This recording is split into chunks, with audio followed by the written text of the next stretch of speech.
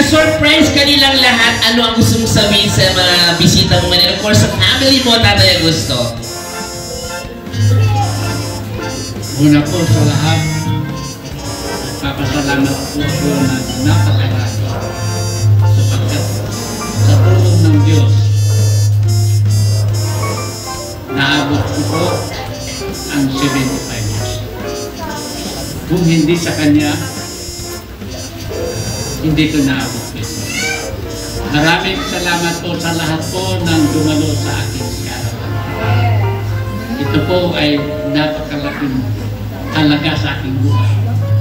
Ang totoo po, hindi ko po alam ito. Kaya sabi ko sa misis ko, bakit ako magsusuot pa ng maganda?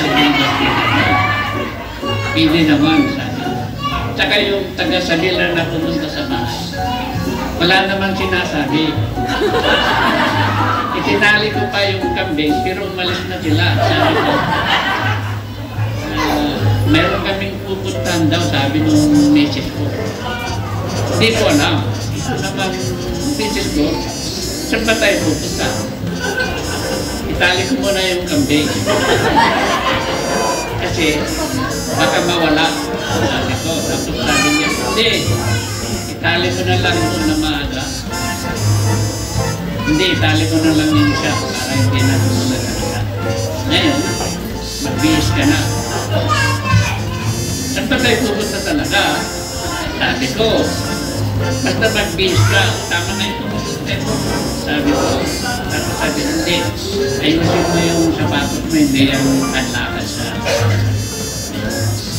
Pero wala akong naman. Pagdating namin dito, saan ba sa Pinasig? Hindi ko naman alam. Doon ba sa community o ano? Hindi, basta lampasan mo community.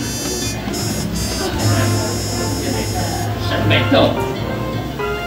May kasal ba doon? Sabi ko sa kanya, hindi, wala. Basta sumunod ka sa akin. Sige, hindi ko sabi dito. Ito swimming pool ito Hindi, basta sumunod ka. Dapat pagpasok ko dyan, may bayan pala yung tatlo niya, may ginawa. May bayan, nakalagay ko. Wala daw siyang Maria. Hindi. Lalamat na hindi ka. Bayaran mo na lang ako kayo ng Jesus. Hindi, mamaya na lang. Yan lang po. Salamat po ng napakarami. Ito po ay napakahalaga sa aking buhay. Hindi ko ito malilit. Salamat po.